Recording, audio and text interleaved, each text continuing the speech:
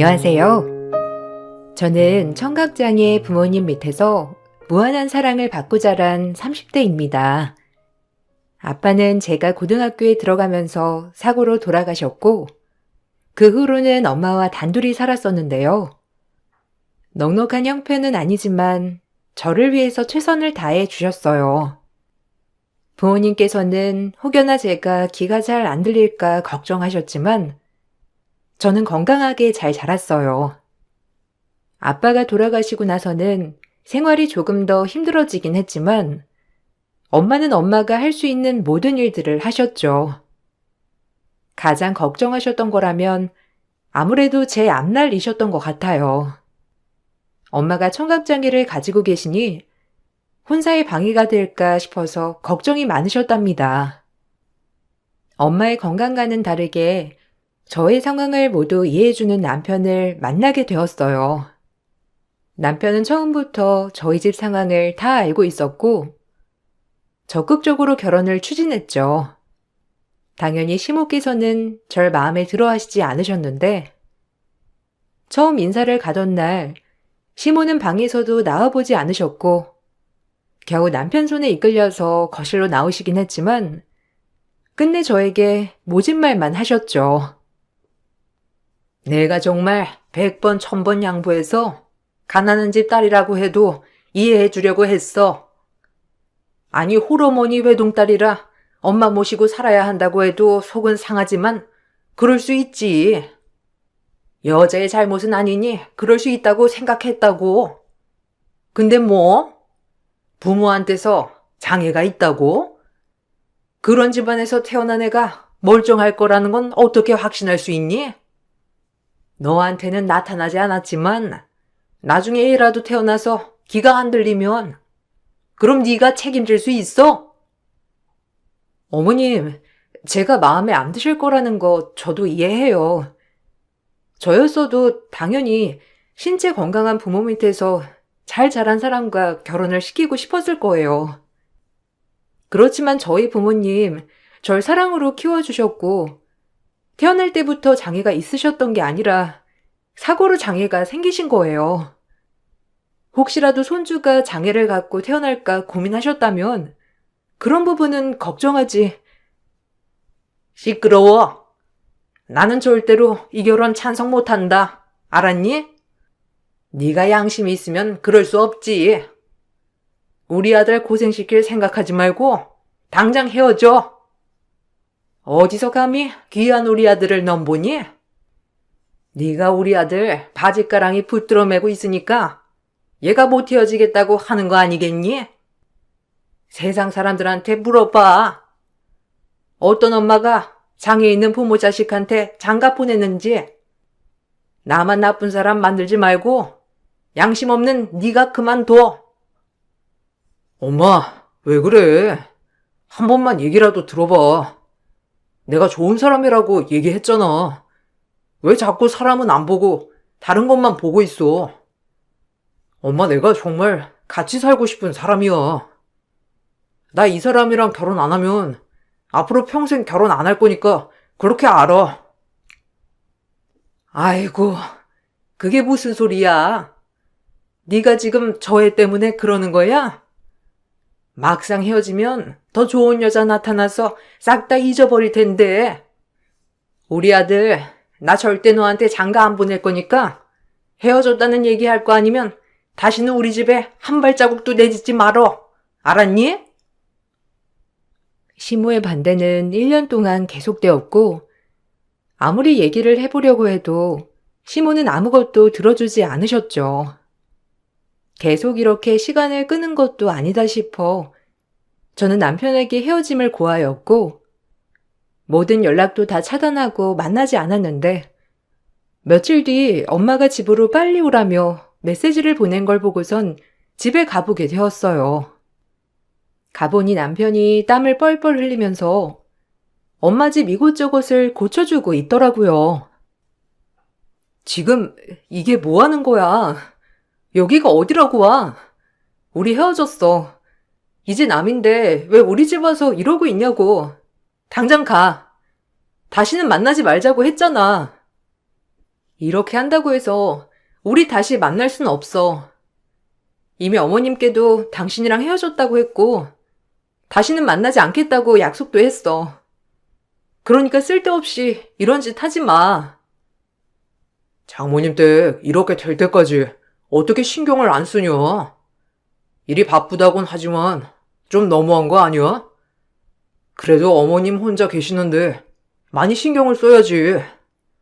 와보고서는 깜짝 놀랐네. 오늘로 이거 안 끝날 것 같은데 어떻게 하지? 나 오늘 여기서 자고 가야 되겠다. 지금 뭐 하는 거냐고. 당장 나가. 이런 거 안 해줘도 되니까 빨리 가라고. 이제 우리 상관없는 사이잖아.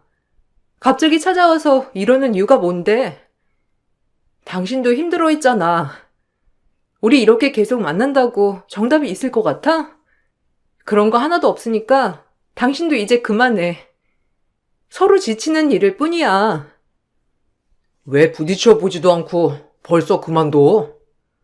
난 엄마랑 안 봐도 상관없어. 당신이랑 어떻게든 결혼할 거니까. 내가 매번 얘기했잖아. 당신이랑 꼭 결혼할 거라고. 당신이랑 안 하면 난 평생 다른 사람이랑 결혼 안 할 거야. 엄마한테도 이렇게 말하고 나온 거야. 그러니까 우리 그만, 다른 사람들 때문에 싸우는 일은 그만하자.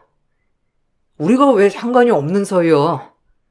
너는 내 부인이 될 거고, 어머님은 내 장모님인데. 사랑하는 마음이 컸지만 현실을 생각했을 때에는 헤어지는 게 맞다고 생각했어요. 그래서 헤어짐을 고했는데 남편은 전혀 그런 생각이 아니었던 거죠.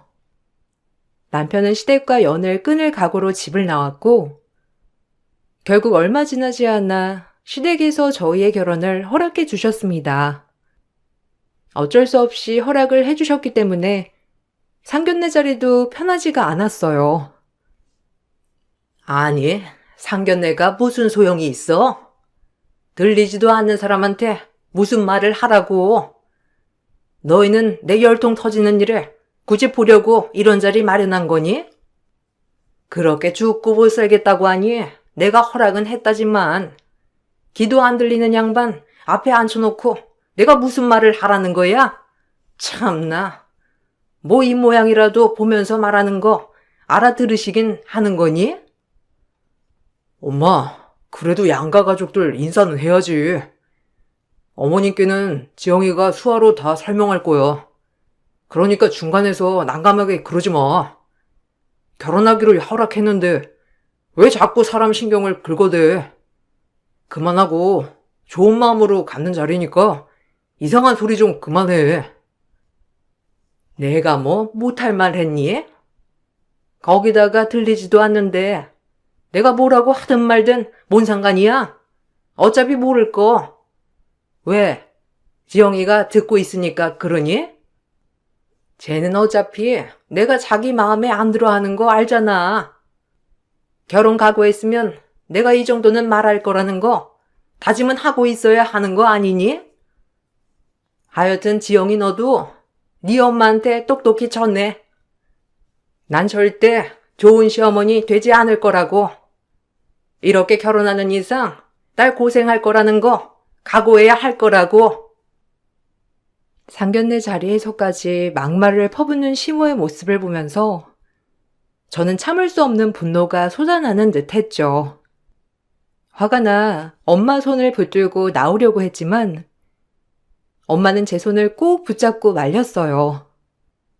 사실 엄마는 당신이 귀가 잘 안 들리시니 제가 시집을 가는데 방해가 될 거라 평생 생각을 하셨고 심지어 아빠까지 돌아가신 상황에서 더 걸림돌이 될 거라고 생각을 하셨어요. 그래서 이번에 결혼하자고 하는 남자가 있을 때 결혼을 시켜야 되겠다고 생각하셨는데 남편이 다정하게 잘해주는 걸 보고서는 시모도 잘 막아줄 수 있을 거라고 생각을 하셨죠. 상견례가 끝나고 나서 남편은 저희 집에 와서 서툰 수화로 엄마께 사과를 했어요. 노력하는 남편의 모습을 보면서 저희 둘만이라도 열심히 잘 살아보자 생각을 했답니다. 사실 결혼을 하고 나서부터는 시모를 신경 쓸 겨를이 없었는데 남편이 회사를 그만뒀기 때문이었죠. 원래부터 회사 사정이 별로 좋지 않았는데 결혼 후 회사가 정리되면서 실직자 상태가 되었어요. 남편은 고민을 하다가 농촌에서 시모가 하시는 농사일을 같이 하기로 결심을 하더라고요. 그렇게 저희는 주말부부로 생활을 하게 되었고 신랑은 농사일이 바쁠 때면 시댁에서 지내다가 한가할 때는 신혼집으로 오곤 했어요. 특히나 요즘은 농장에서 직접 재배한 작물을 판매하고 거래하는 일이 많다 보니 남편은 홍보를 하는데 열을 올렸죠. 그러던 중 휴일에 남편을 따라 시댁에 갔는데 까칠하셨던 시모가 갑자기 저희 엄마에 대해서 물으셨어요. 사돈은 요새 몸은 좀 괜찮으시니? 복지관에 다니신다고 했지? 그래도 매일 가만히 앉아있는 곳 가는 것보다 좀 밖에서 신체 활동도 하고 그러는 게 낫지 않겠어?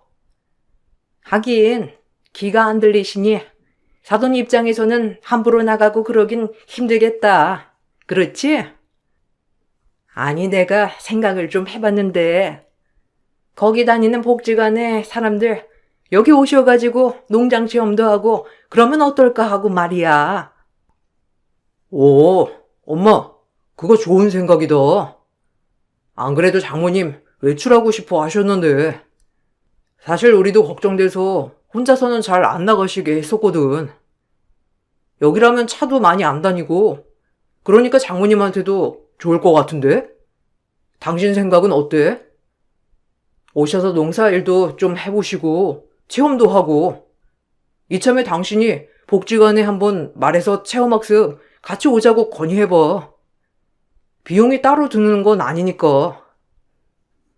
아, 말씀해 주시는 건 너무 좋고 괜찮은 것 같은데 그래도 농사를 한 번도 안 해보셨던 분들이시니 조금 힘들지 않을까요? 잘 못하실 것 같은데. 저도 이렇게 넓은 곳에 엄마랑 오면 좋겠다고 생각하지만 한 번도 안 해본 일이기도 하고 더군다나 안 들리시니까 걱정도 되고. 야야, 괜찮아. 어려운 거 하라고 할 건 아니고 그냥 농작물 박스에 담아봐라. 이런 거 해보는 거지 뭐. 일하는 것도 아닌데 뭐가 어때? 사실 내가 좀 미안한 마음도 있고 사돈이랑 친해지면 좋을 것 같아서 말이야. 실내에서만 있으면 좀 답답하고 그러시지 않겠어? 그래도 밖에 나오는 게 낫지. 그래, 나도 그렇게 생각해. 장모님도 아내만 계시는 것보다 좀 밖에도 나오시고 움직이시는 게 더 좋을 것 같은데. 여기가 차도 많이 다니는 것도 아니고 농장 안에서만 있으면 더 위험하지 않을 것 같아. 거기다가 자연 속에서 운동도 되시니까 더 좋고 그냥 편하게 물어보는 거니까 장모님께 편안하게 여쭤봐. 저도 처음에는 남편과 시모의 제안이 좋을 것 같다 생각을 했는데 사실상 시내에서는 차도 많다 보니 마음껏 돌아다니기도 어려웠고 집에만 계시는 일이 많았거든요. 그래서 엄마한테 물어보니 너무 괜찮다면서 복지관에 같이 다니는 사람들이랑 같이 가도 되냐고 물어보셨죠. 시모에게 전달하니 너무 좋아하시면서 바로 준비하겠다고 하시더라고요. 저는 시모가 정말 저를 가족으로서 받아주는구나 생각을 했고, 그래서 그날 저도 휴가를 내서 같이 가게 되었답니다. 처음 저도 같이 간다는 말을 했을 때, 시모와 남편은 굳이 휴가를 내서 오지 않아도 된다면서 극구 말리더라고요. 아니, 아들이 가서 모시고 오면 되는데 굳이 휴가 안 써도 된다니까. 괜히 그렇게 휴가 쓰면 회사에서도 별로 안 좋아하는 거 아니니? 혹시 내가 사돈한테 저번처럼 잘 못해줄까봐 걱정돼서 오는 거야?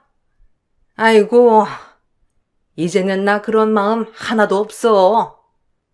이제 결혼도 했고 가족인데 사돈도 우리 가족이나 마찬가지지.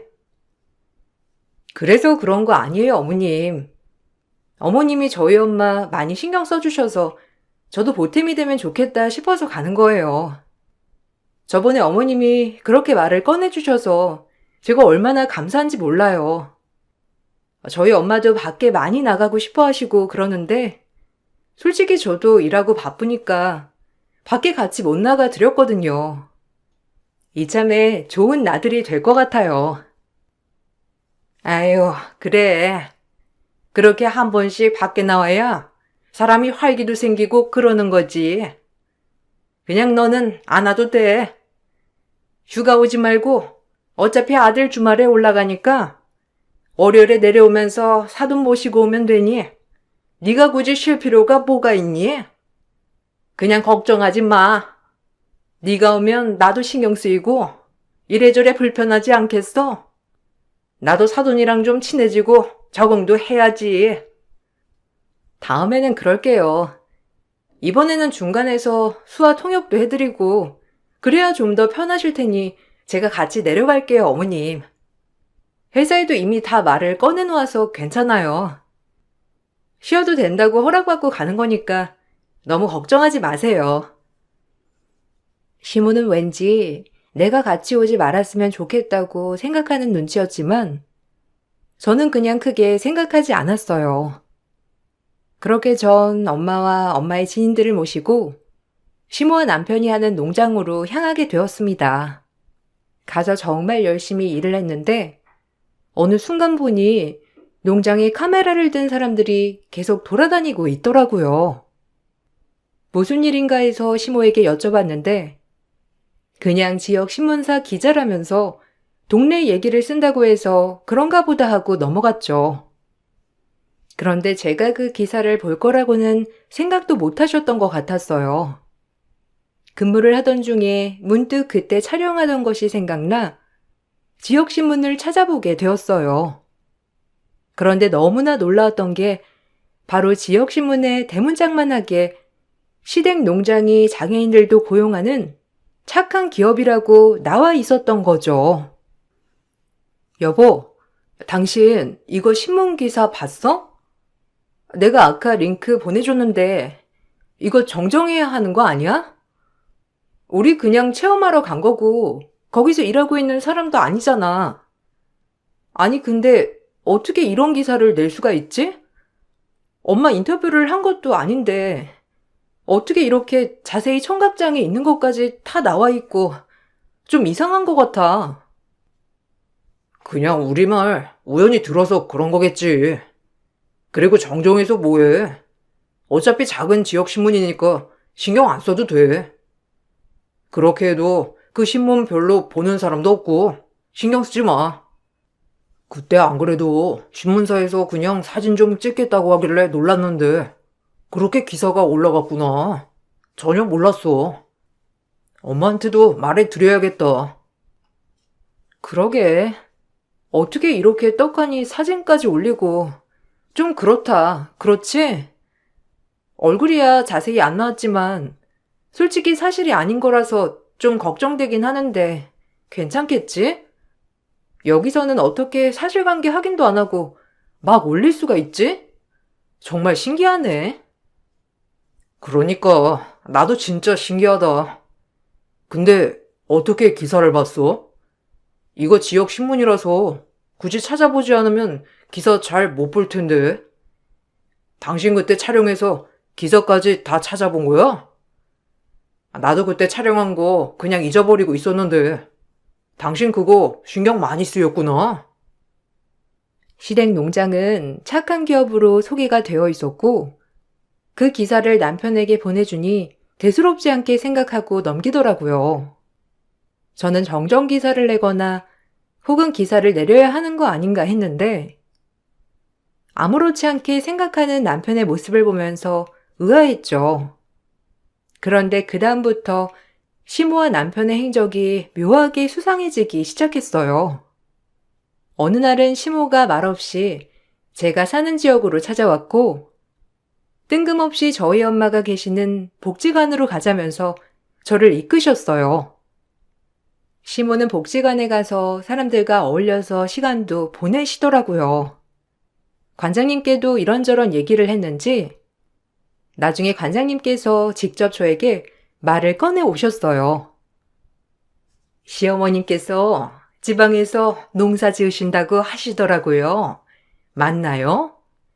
아드님이랑 같이 하신다면서 저번에 지영씨 어머님이랑 다른 분들이랑 같이 거기 갔었다면서요?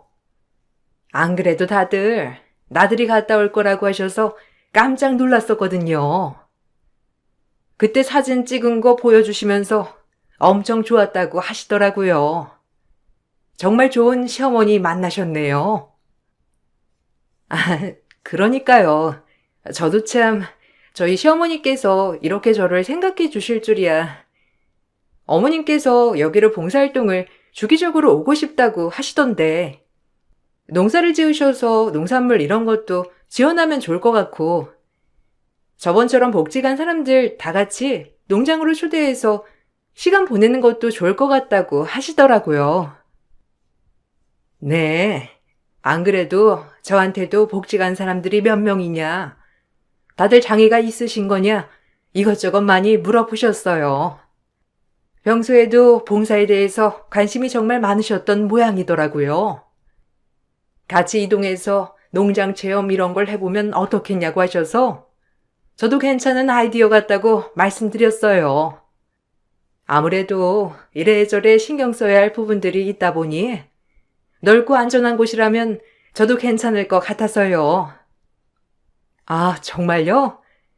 어머님께서 여기 복지관 사람들도 다 같이 농장 체험했으면 좋겠다고 하셨어요? 와, 그건 저도 처음 들었네요.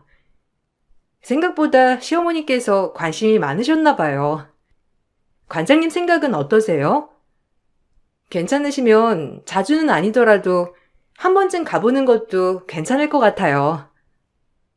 시모는 주기적으로 복지관을 찾아오셨고 평일에 전부는 아니더라도 몇 명의 복지관 사람들을 농장으로 데려가 체험을 시켜주는 듯 했어요. 그러는 사이 저도 생업이 바빠 그쪽으로는 신경 쓰지 못했었는데 어느 날 우연히 남편이 집에 온 날 본 메시지를 보고선 경악을 금치 못했습니다. 시모는 남편에게 여러 번 신문기사를 담은 링크를 보내왔더라고요.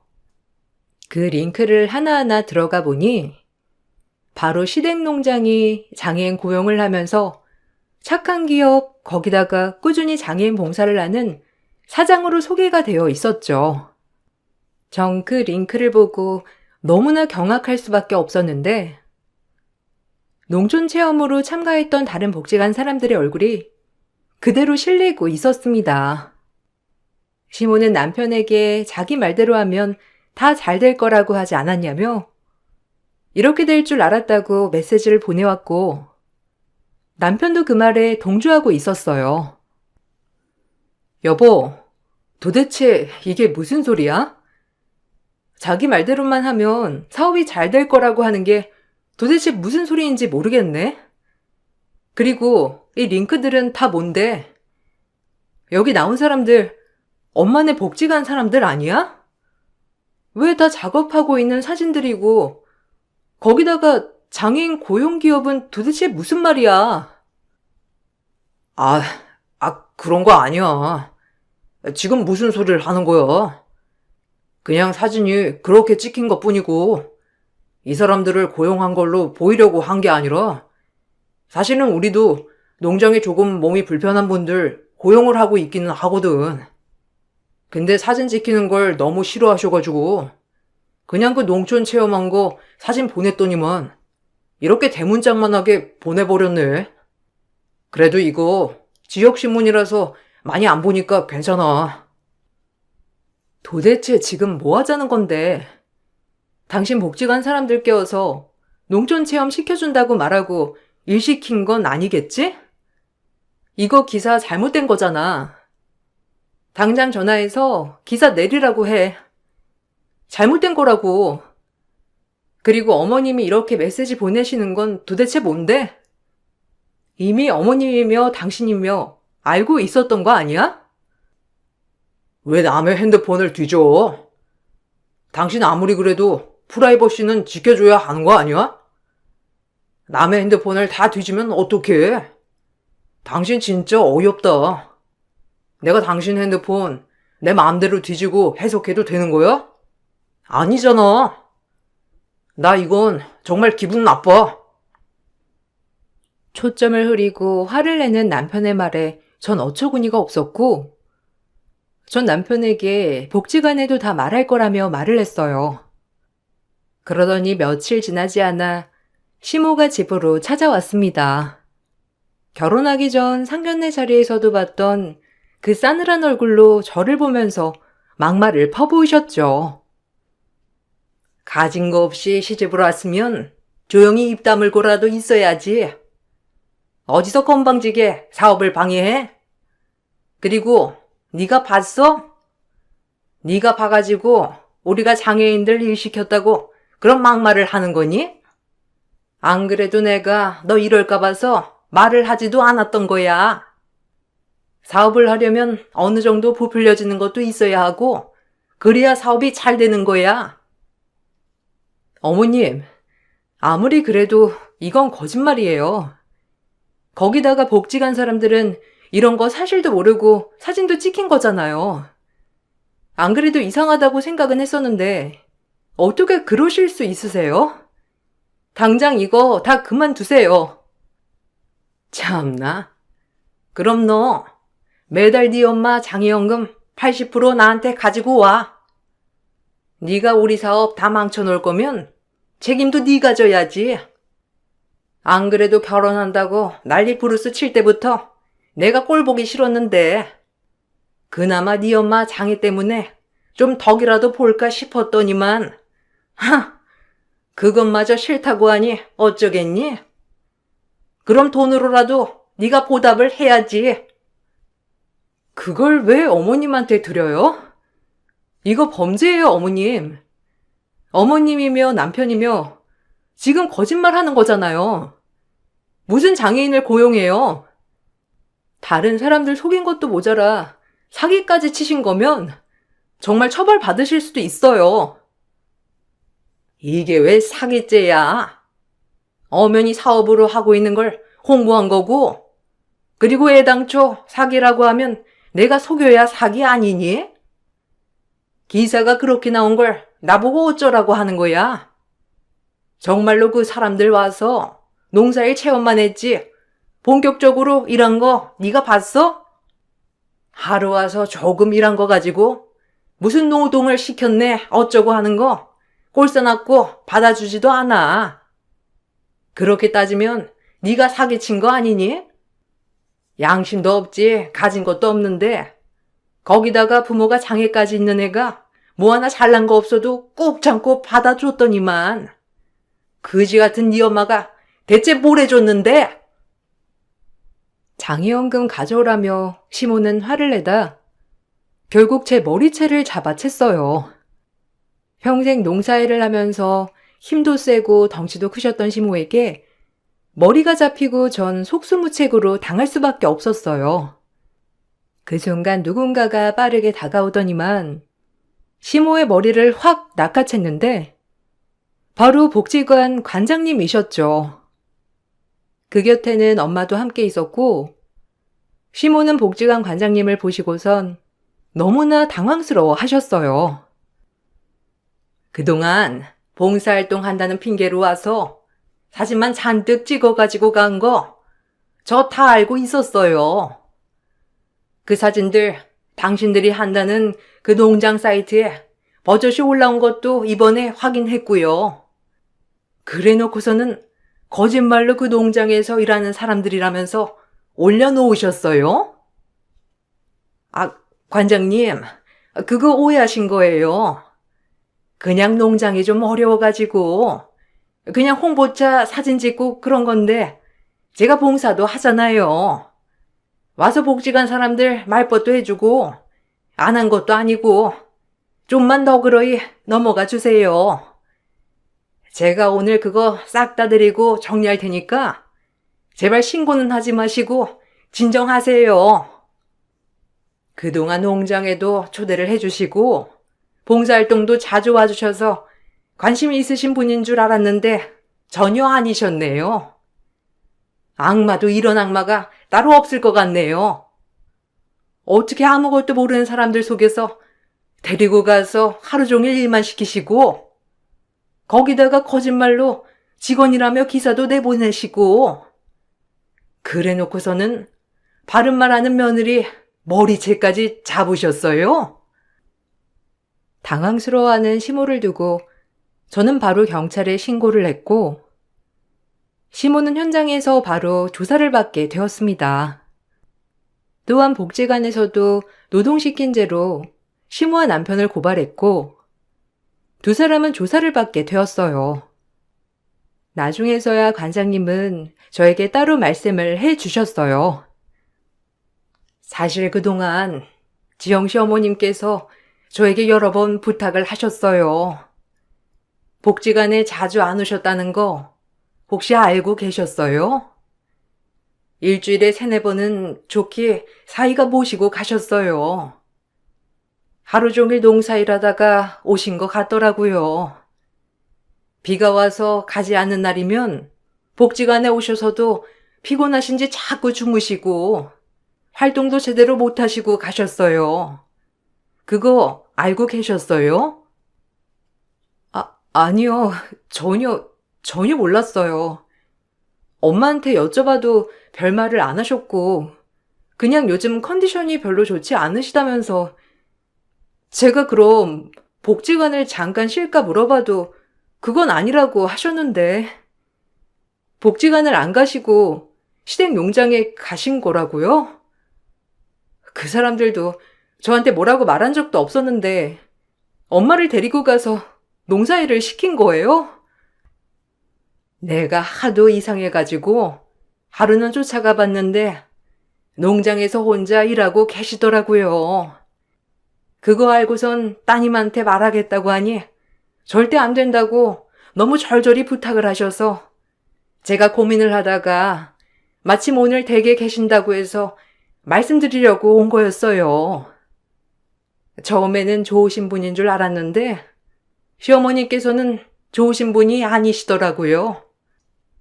거기 다녀온 복지관 사람들도 계속 일 시켜서 힘들었다고 다들 안 가겠다고 했었거든요.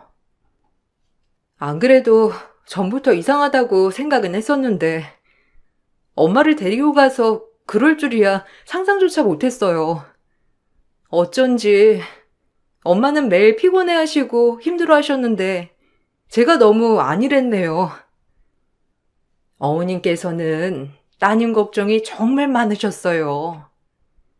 자신 때문에 혹시라도 결혼이 깨질까봐 걱정도 많으셨고 결혼한다고 하셨을 때도 정말 기뻐하시고 좋아하셨거든요. 이번에 이 일이 밝혀지면 딸이 상처를 많이 받을 거라면서 절대 말하지 말라고 하셨어요. 엄마는 그동안 저에게 말도 못하고 혼자서 모두 감당을 하고 계셨던 거였어요. 어렵게 결혼까지 성사가 되었는데 자신이 그 사람들의 말을 들어주지 않으면 제 결혼 생활이 더 어두워질 거라 생각을 하신 거죠. 전 관장님의 말을 듣고서는 통곡할 수밖에 없었어요. 엄마는 그렇게 저를 위해서 못해줄 게 없었는데 저는 그런 엄마에게 신경을 못 썼구나 싶어서 마음이 아프더라고요. 시모와 남편은 결국 형사처벌을 받게 되었는데 형량이라도 줄여보려고 그랬는지 남편은 나중에서야 합의를 해달라고 연락이 왔죠. 여보, 아니, 지영아. 내가 돈에 눈이 멀어가지고 미쳤었나 봐. 정말 내가 잘못했어. 그러려고 그랬던 거는 아니었는데 엄마가 말한 대로 하다 보니까 홍보도 너무 잘 되고 농장 이미지도 좋아지고 그래서 작은 시골 마을이니 문제가 없을 거라고 생각했어. 그리고 밖에서 나와서 움직이는 게 그 사람들한테도 좋을 거라고 해서. 지금 그게 말이나 되는 거라고 생각해? 하루 종일 농사일도 안 해본 사람을 끌고 가서 내내 일만 시키고 그렇다고 해서 인건비를 주기를 했어, 뭘 했어. 그래 놓고서는 내가 그거 알고 나니까 네 엄마는 나한테 뭐라고 했니? 뭐? 장애연금을 가지고 오라고? 네가 얼마나 잘났다고 그딴 말을 쏟아낼 수가 있어. 지영아, 진정해. 그래도 우리 엄마 잘 살아보려고 그런 거잖아. 솔직히 엄마가 그때는 장모님한테도 잘해드리고 좋았잖아. 우리 사이도 그때만큼 좋았던 적 없었잖아. 사실만 너무 집중하지 말고 크게 봐. 우리 다시 돌아갈 수 있어. 내가 이번에 진짜 반성 많이 했어. 처벌받으면 정말 우리 끝이야. 다시는 못 만나. 내가 미쳤다고 너랑 다시 만나겠니? 제정신이 아닌 이상 내가 너랑 만나겠냐고. 엄마한테 그렇게 해놓고서는 뻔뻔하다 뻔뻔해. 합의? 꿈도 꾸지 마. 처벌 다 받고 나서도 내가 당신네들 죽을 때까지 쫓아다니면서 당신네들이 한 짓 다 밝힐 거니까 각오해. 전 절대 합의를 해주지 않았어요. 시모는 끝까지 본인의 잘못은 없다고 주장했지만 결국 두 사람은 처벌을 받게 되었습니다. 엄마는 저에게 너무나 미안해 하셨어요. 오히려 제가 엄마에게 죄송스러워해야 했는데 엄마는 모든 것이 본인의 잘못이라며 말씀을 하셨죠. 사실 저도 살면서 청각장애를 가지고 있는 부모님을 한 번도 원망하지 않았던 것은 아니었어요. 언젠가는 부모님을 내가 오로지 혼자 돌봐야 하기 때문에 결혼이라는 건 일찍 포기를 했었고 그런 상황에선 원망을 하게 되었죠. 그러다 보니 엄마는 어렵게 성사된 결혼이 본인으로 인해서 깨질까봐 두려워하셨고 어떻게든 버티고 계셨던 거였어요.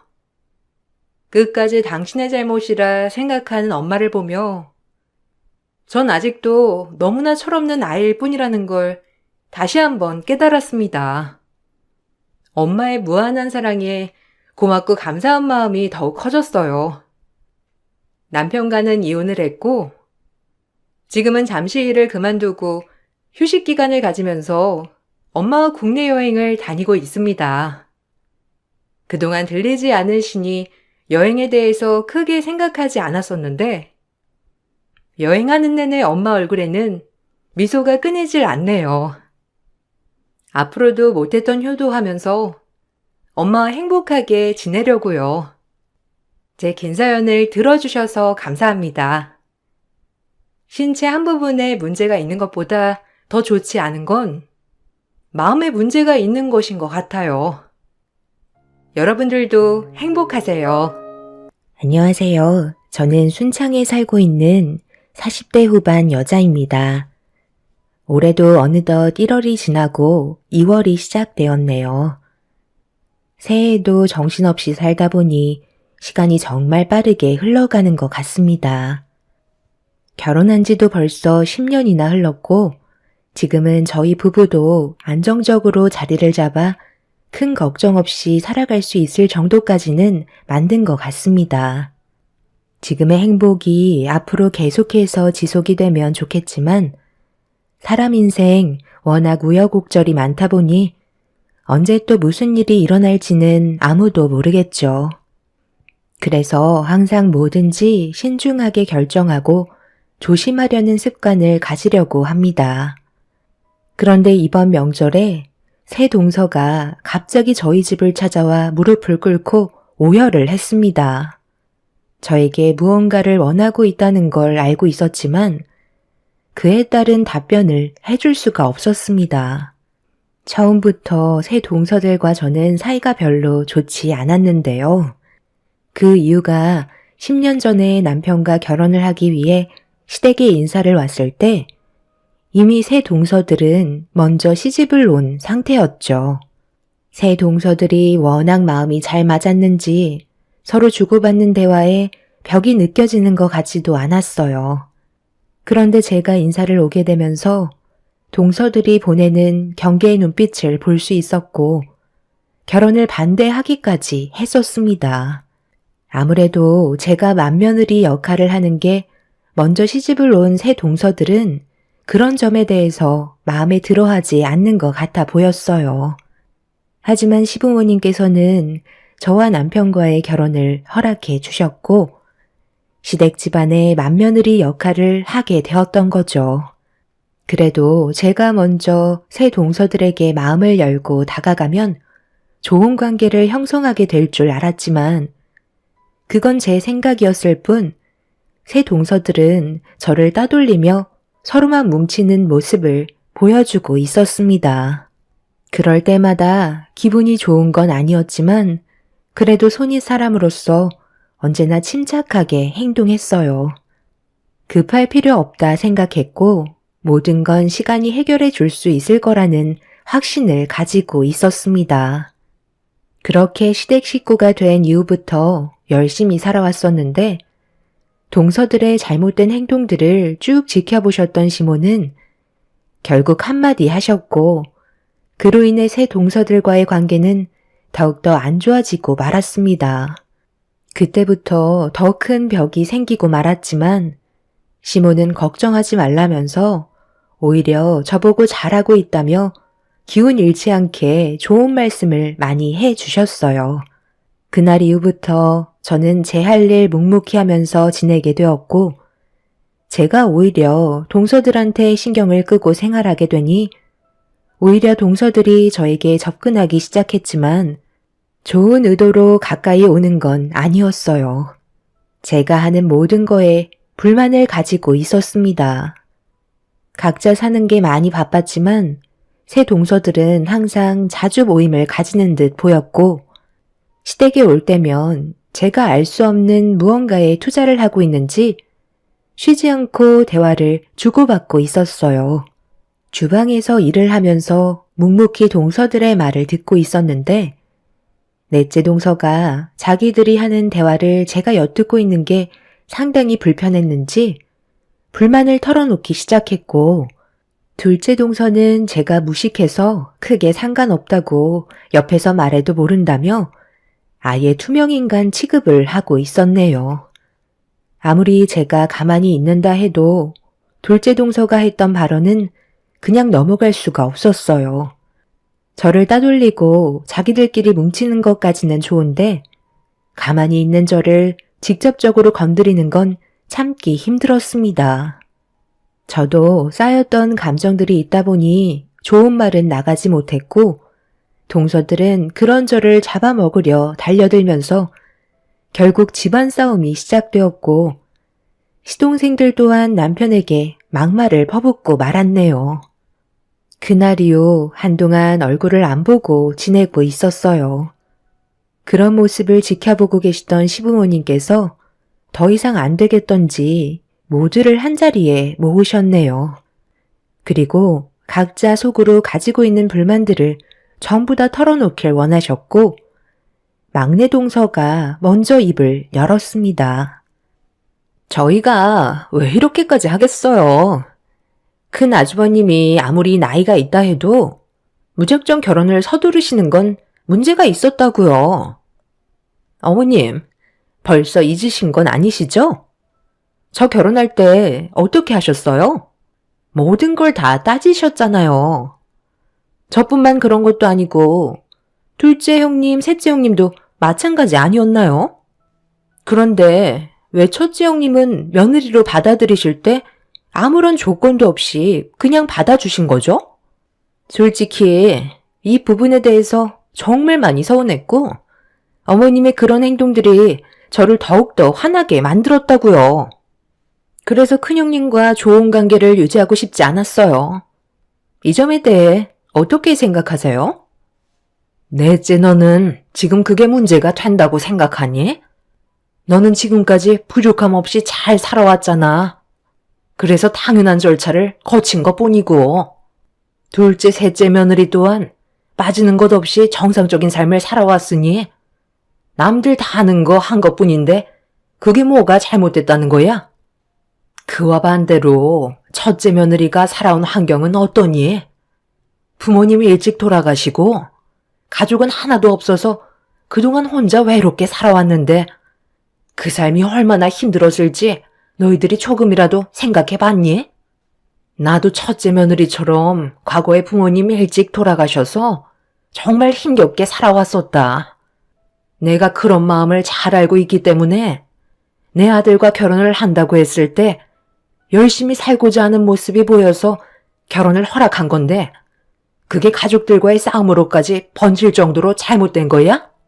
내 아들이 좋은 여자를 만나 결혼을 하겠다는데 너희들이 뭔데 반대를 하는 건데? 내가 너희들이 결혼하겠다고 인사 왔을 때 반대한 적 있었어? 나도 큰 며느리한테 시집살이 안 시키고 있는데 너희들이 뭔데 집안 분위기를 이런 식으로 만드냐는 거다. 가족의 구성원이 되었으면 좋던 싫던 서로 얼굴은 붉히지 말고 살아야지. 자주 보는 것도 아니고 어쩌다 가끔 얼굴 보는 걸 가지고 이런 식으로 난리를 치면 되겠어? 나이들 먹을 만큼 먹었으면 어른답게 행동을 해야지. 유치하게 뭐 하는 짓들이야? 또 불만 있으면 얘기해봐라. 오늘 아주 너희들 기를 확 눌러 버려야겠다. 이미 분위기는 시모에게 넘어갔고 새 동서들은 아무 말도 하지 못하고 있었습니다.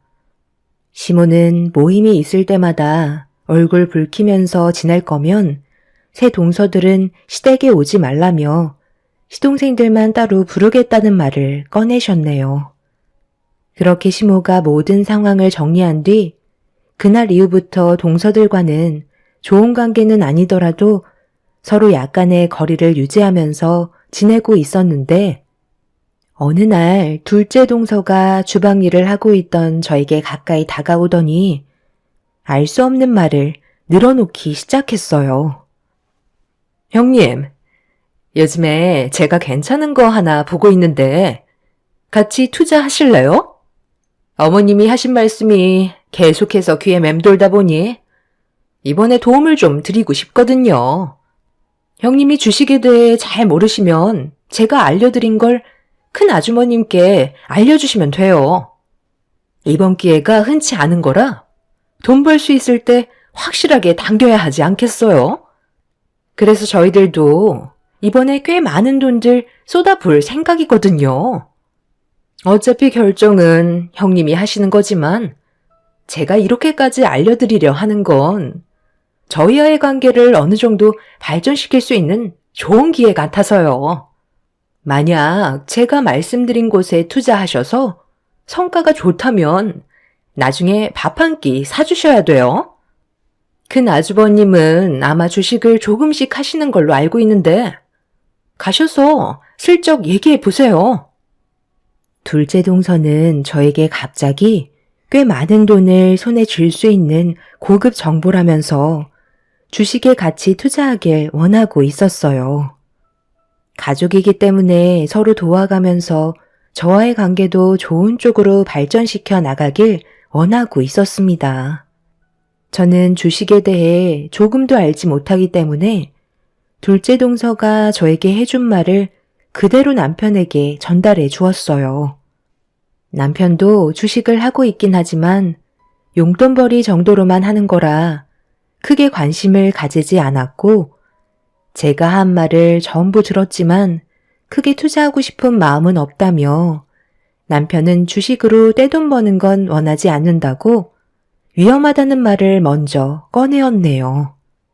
결정은 남편이 하는 거기 때문에 저는 더 이상 신경 쓰지 않았습니다. 저도 주변 사람들이 주식으로 전 재산까지 잃은 분들도 많이 봐서 솔직히 저 또한 동서가 말한 곳에 투자하고 싶은 마음은 전혀 없었습니다. 그런데 시댁에서 모임이 끝나고 집으로 돌아왔는데 남편이 동서가 했던 말에 대해 상당히 신경 쓰였는지 여러 가지 정보를 찾아보기 시작했어요. 상당히 진지한 얼굴을 하고 있길래 무슨 생각을 하냐고 물어보니 투자를 해도 좋을 것 같다면서 예상하지 못한 말에 저는 당황을 하고 말았습니다. 저는 보통 남편의 결정을 따르는 편이라 잘 생각하고 판단해서 투자할 거라는 걸 믿고 있었어요. 남편은 결국 동서가 말한 대로 움직이게 되었고, 저희는 적지 않은 돈을 처음으로 주식에 투자를 하고 말았네요. 그런데 생각보다 많은 돈을 얻은 것도 아니었고, 그렇다고 크게 잃은 것도 없는 상황이었습니다. 그렇게 일주일 정도의 시간이 흐르고 저희는 다시 한번 주말에 시댁에 모이게 되었는데 좀 늦게 도착한 터라 주방에서는 이미 음식 준비에 한창이었어요. 그래서 저도 조금은 밝게 웃으면서 주방으로 들어가려는 순간 막내 동서의 한마디에 저는 걸음을 멈추고 말았습니다. 그럼 큰형님은 쪽박차게 되는 거예요? 꽤 많은 돈을 투자했다고 하는데 그럼 언제 폭락하는데요? 제가 보니까 그냥 유지만 하고 있던데 확실하게 망하는 거 맞죠? 형님이 제일 잘 알고 있긴 하지만 우리도 같이 투자한 걸로 알고 있을 텐데 뭐라고 하시게요? 그 종목이 투자하기에는 위험하다는 걸 알고 있기 때문에 저희는 건들지도 않고 있는 거잖아요. 뭐가 걱정이야? 어차피 투자는 자기 선택이잖아? 우리도 같이 하고 싶었지만 확실한 마음의 결정을 내리지 못해 투자를 취소했다고 하면 되잖아. 미끼를 덥석문 본인들 잘못이지. 이번 기회에 확실하게 무너뜨려야 고개도 못 들고 다닐 거 아냐? 동서, 지금 뭐라고 그랬어? 방금 한 말 사실이야? 나한테 지금 거짓 정보를 알려준 거냐고. 왜 말을 못하는 거지? 우리는 그래도 동서를 가족이라고 생각했기 때문에 믿고 그곳에 투자를 한 건데 우리 집안을 쪽박차게 만들 작정이었던 거야? 그게 왜 제 잘못이죠? 형님도 돈을 벌고 싶어서 제가 한 말을 진지하게 받아들인 거잖아요. 투자는 결국 본인의 선택이고 자유라고요. 어차피 잃은 것도 없는데 제가 욕먹을 이유는 없는 거죠. 제 말이 틀렸나요? 저는 둘째 동서의 말을 듣고 서둘러 남편에게 달려가 이 사실을 전부 알렸고 남편은 저를 안심시키며 걱정하지 말라고 불안에 떨고 있는 모습보단 오히려 긍정적인 모습을 보여주고 있었어요. 한순간에 모든 돈을 잃게 될 수도 있는 건데 저만 불안해하는 것 같아 걱정을 하고 있었지만 남편은 평온함을 유지하고 있었습니다. 동서들은 주방에서 저를 보며 깔깔거리고 웃고 있는데 저희 집안까지 무너뜨리려고 행동하려는 모습에 너무 큰 실망을 하고 말았습니다. 그날 이후 더 이상 새 동서들과는 엮이지 말아야겠다는 마음이 확고하게 세워지면서 나중에 무슨 일이 일어나던 동서들이 저희 부부에게 도움을 요청했을 땐 절대 도와줄 생각이 없었습니다. 그렇게 동서들의 속셈을 알게 된 이후부터 더 이상 가까이 다가갈 노력도 하지 않았고 월요일이 되자마자 남편에게 서둘러 정리하는 게 좋을 것 같다고 얘기했어요. 그런데 남편은 저에게 알 수 없는 그래프 하나를 보여줬고 동서가 저희가 무너지길 원해서 알려준 투자 종목이 상승하기 시작하면서 기하급수적으로 그래프가 올라가기 시작했습니다. 그렇게 저희는 투자한 금액에서 2배를 벌어들일 수 있었고 그걸 알게 된 동서는 상당히 충격을 받았는지 다음번에 얼굴을 보게 됐을 때 전과 다른 모습으로 접근하기 시작했어요. 제가 뭐라고 그랬어요? 분명 꽤 많은 돈을 벌어들일 수 있을 거라 얘기했죠? 좋은 정보 알려드려서 얻게 된 수익이니 저한테도 어느 정도 떨어지는 게 있어야 하는 거 아니에요? 저번에 제가 그랬잖아요. 돈 좀 벌게 되면 그에 따른 보상금 주신다면서요? 갑자기 큰 돈이 들어오니까 주기 싫으신가 봐요. 이래서 사람은 돈 맛을 보면 편한다니까요. 재수씨, 말이 좀 심한 것 같은데? 원래 우리한테 의도적으로 접근한 목적이 뭐였어요? 우리 집안이 무너지는 걸 보고 싶어서 그렇게 말한 거 아닌가? 자신의 잘못은 조금도 생각하지 않고 어떻게 얼굴색 하나 안 변하고 돈을 달라는 거야? 처음부터 진심으로 우리가 잘 되길 바라는 마음에서 접근했다면 재수씨가 말하지 않아도 고마운 마음에 알아서 챙겨주지 않았을까요? 그래서 지금 냉전 한 푼 주지 않겠다는 거예요? 결과만 좋으면 되는 거지. 괜히 주기 싫으니까 이유 붙이는 거 아니에요? 만약 반대로 생각해봐. 동서가 투자하라는 곳에 많은 돈을 넣었는데 잃게 됐으면 그땐 뭐라고 했을 것 같은데? 투자는 자기 선택이니 어쩔 수 없는 결과였다면서 금전적으로 손해본 우리를 도와줬을 것 같아? 처음부터 나한테 접근한 의도가 잘못됐잖아. 제 동서들은 의도했던 거와 다르게 저희가 잘 되자 상당히 배아파하고 있었어요. 사람은 악의적인 마음을 품게 되면 잘 되던 일도 안 된다는 걸 동서들을 통해서 확실하게 알 수 있었죠. 제 동서들과 저는 시모 앞에서는 표현을 하지 않지만 서로 안 좋은 감정의 골은 점점 깊어져만 갔고 시댁에서 모이는 횟수도 줄어들기 시작했습니다. 차라리 얼굴 안 보고 지내는 게 좋을 것 같다고 각자가 판단하게 된 거였죠. 그래서 자연스럽게 시댁에 찾아뵙는 건 따로 가게 되었고 웬만해선 최대한 마주치지 않게 서로가 등을 돌렸습니다. 이런 생활이 반복이 되면서 살아오다 보니 가족의 의미도 없어졌고 시모는 서로 등 돌리고 사는 모습을 더 이상 보고만 있을 수 없으셨는지 돌아오는 명절날 모두에게 할 말이 있다며 한자리에 모이게 만드셨어요. 세월이 흐른 만큼 시부모님의 건강에도 문제가 찾아왔던 거였죠. 시모는 저희를 보며 한마디 하셨습니다. 내가 앞으로 너희들과 얼굴 보면서 살아갈 날이 얼마나 되겠니? 그런데 언제까지 서로 얼굴 붉히면서 살아갈 거야? 이제 그만할 때도 되지 않았니? 큰며느리가 시집 온 지 벌써 10년이나 됐고 많은 변화가 있었는데 정작 너희들의 관계는 어떻게 된 게 날이 가면 갈수록 점점 더 나빠지기만 하는 거니? 한 번뿐인 인생 이렇게 살아봤자 너희들한테 득되는 건 하나도 없는데 굳이 서로 안 좋은 감정을 계속해서 가질 필요가 있겠니? 너희들이 오기 전에 큰며느리는 하루 일찍 와서 혼자서 음식까지 전부 다 해놨다. 다른 집안 같으면 난리가 날 일이라고. 큰며느리가 착해서 너희들한테 아무 말도 안 하는 거지. 솔직히 음식하는 게 보통 일이니?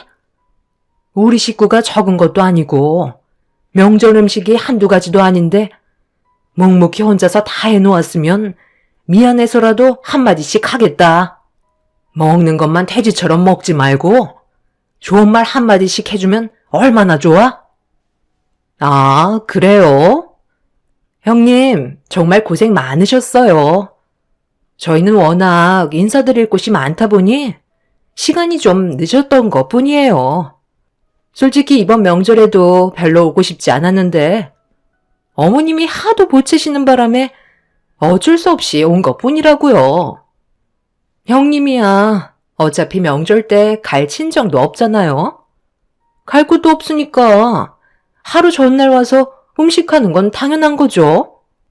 고생하셨으니까 용돈 좀 챙겨드려야 되겠네. 10,000원씩 걷어서 주면 되죠? 혼자 착한 척은 다 하시고 어머님 마음까지 얻으셔서 정말 좋으시겠어요.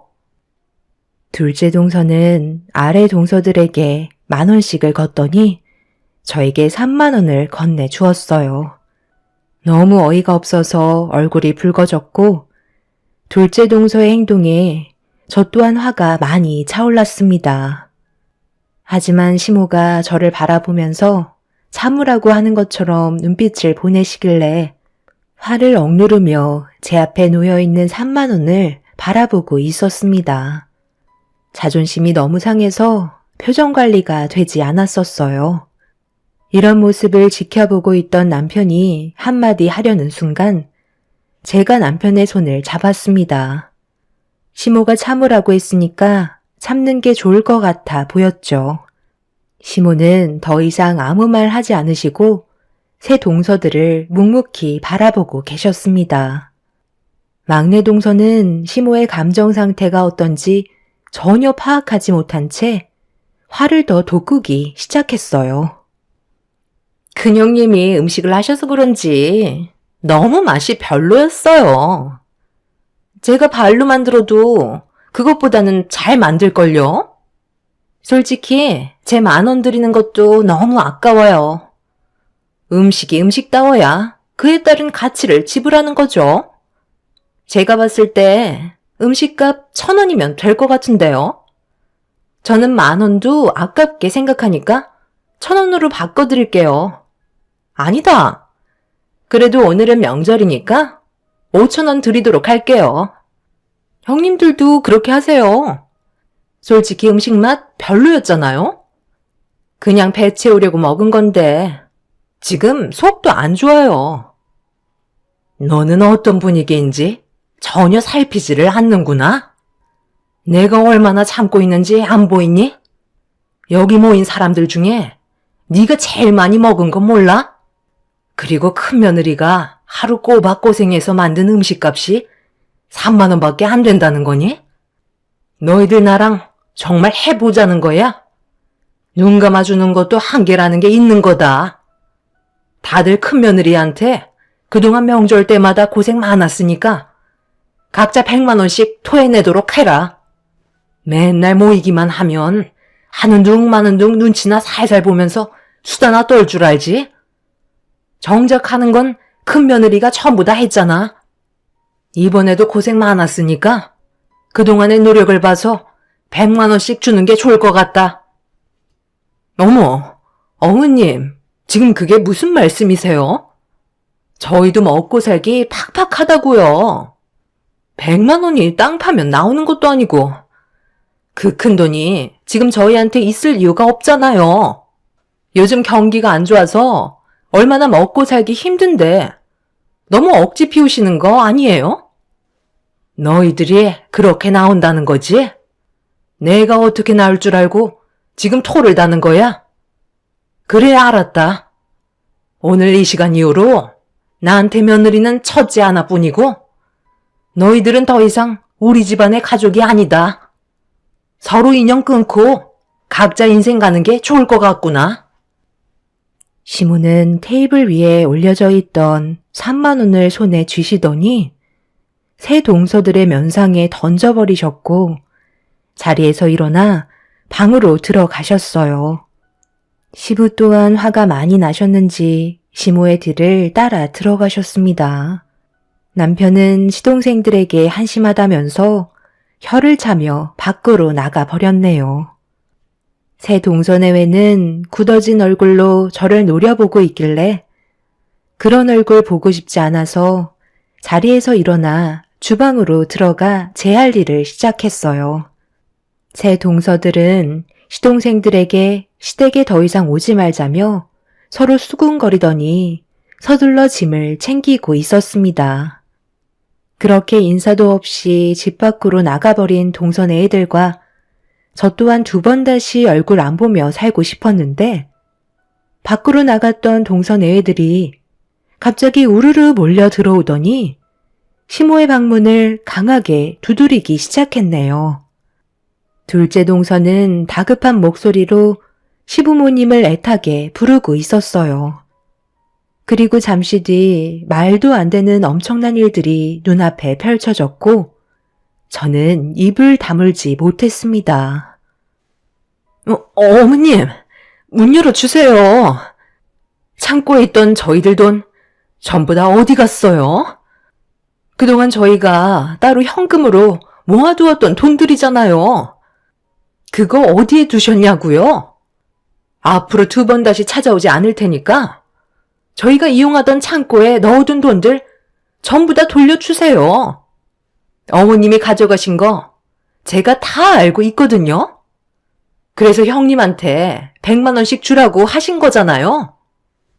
글쎄다, 나는 모르는 일인데 너희들이 이용하는 창고였고 자물쇠로 단단하게 걸어놔서 내가 그 안에 뭐가 있는지 그걸 어떻게 아니? 거기 안에 돈이 있었던 거야? 땅에 묻어두기라도 했었나 봐. 어찌됐든 나는 모르는 일이니 너희들이 알아서 해라. 엄마, 정말 이럴 거예요? 우리가 세금 안 내려고 창고에다 얼마나 많은 돈을 숨겨놨는지 아시잖아요. 저희가 창고 이용하는 목적으로 매달 돈도 들였는데 어떻게 그러실 수 있으세요? 그 돈 없으면 저희 정말 큰일 난다고요. 어머님, 혼자 그 많은 돈들 옮기시지는 않았잖아요. 분명 아버님도 같이 옮기셨죠? 창고에 지폐 한 장 없이 텅텅 비어 있다고요. 그 안에 저희가 모아둔 현금만 30억이 넘는데 그거 없으면 쪽박 차는 건 시간 문제라고요. 제발 부탁드릴게요. 큰형님한테 100만 원씩 주면 되는 거잖아요. 앞으로 좋게 해결할 테니까 창고에 쌓아두었던 돈 다시 돌려주세요. 어머님 믿고 맡긴 돈들이었는데 이런 식으로 배신하는 게 어디 있어요? 국세청에서 세금 조사 나오는 거 피하려고 어머님 댁에 숨겼는데 어머님이 그 돈을 홀라당 가져가시면 저희 정말 큰일 난다고요. 모든 계획에 차질이 생기면 어머님이 책임지실 거예요? 그게 왜 내 책임이니? 나는 너희들한테 돈을 받고 창고를 이용하게 해준 것밖에 없는데 그 안에 얼마나 있었는지 그런 건 나는 전혀 모르는 일이다. 그리고 그 돈들은 당연히 세금으로 나가야 될 돈이면 너희들 것도 아닌 거잖아. 좀 제대로 살면 안 되겠니? 이런 식으로 잔머리 굴린다고 국세청에서 모를 것 같아? 어찌됐든 나는 전혀 알지 못하니까 너희들이 찾아봐라. 그러게 애초부터 마음씨가 고왔으면 이런 일도 생기지 않았지. 너희들이 분명 인연 끊겠다고 했으니까 두 번 다시 찾아오지 마라. 새 동서내외들은 정상적으로 세금을 납부해야 되는 돈들을 다른 방향으로 현금화를 해서 자택에 숨기지 않고 시댁의 창고를 빌려 그곳에 돈을 숨기고 있었어요. 새 동서들은 항상 모든 일이던 함께 했었기 때문에 모아둔 돈도 비슷해 보였습니다. 그런데 그 돈이 하루아침에 어디로 갔는지 알 수가 없게 되자 집안은 난리가 나고 말았죠. 시부모님께서는 절대 모른다는 말뿐이셨고 방문도 열어주려 하지 않으셨어요. 한참 동안 시부모님을 설득시키려 했던 새 동선의 애들은 결국 눈앞에서 큰돈이 사라지게 되자 이성을 잃어버렸고 돈을 찾겠다고 난리를 치고 말았습니다. 그런데 잠시 뒤 경찰분들이 시댁으로 찾아오셨어요. 시모가 동서내외가 난리를 치자 신고를 한 듯 보였습니다. 동서들은 자신들이 걸리는 게 있다 보니 아무 말도 하지 못한 채 경찰들의 제재를 받아 결국 본인들의 집으로 돌아가고 말았습니다. 그제서야 방문을 열고 걸어 나오신 시모는 아수라장이 되어버린 집안을 정리하고 계셨습니다. 남편은 시모에게 창고에 정말 돈이 있었냐고 물어봤지만 아무것도 모른다는 말만 반복하셨네요. 그날 이후 새 동서와 시동생들은 매일같이 찾아왔지만 아무것도 얻지 못했고 더 이상 집 안으로 들어올 수도 없었습니다. 새 동서들은 많은 돈들을 숨길 만한 곳이 한정되어 있다며 집 주변을 샅샅이 뒤지면서 땅까지 파헤치기 시작했어요. 나중에는 포클레인까지 동원해서 집마당을 쑥대밭으로 만들어 버렸죠. 하지만 동서들이 창고에 숨겨두었던 돈은 절대 찾지 못하고 있었네요. 결국 새 동서내외들은 자신들이 선택한 행동에 대해 후회하며 땅을 치고 있습니다. 둘째 동서는 시모에게 원하는 게 뭐든 말만 하면 전부 다 들어주겠다고 했지만 시모는 둘째 동서의 말을 들으려 하지 않았어요. 그렇게 지금까지 세 동서 내외들은 시부모님께 절절매며 돈을 숨겨놓은 곳을 발견하기 위해 애쓰고 있습니다. 그런데 이번 명절에 세 동서가 저희 집에 찾아와 무릎을 꿇었어요. 그리곤 오열을 하며 그동안 했던 잘못에 대해 용서를 구했습니다. 제가 시모를 설득시켜줘야 돈을 받을 수 있을 거라 생각한 것 같았어요. 새 동서들은 세무조사가 이루어지면서 압류 스티커까지 붙어져 버린 상태로 일이 더 커져 버린 상태라 발등에 불이 붙어버려 하루빨리 해결을 하고 싶어 했습니다. 하지만 시모 또한 저에게 아무 말도 하지 않으셨기 때문에 제가 도와줄 수 있는 건 아무것도 없었네요.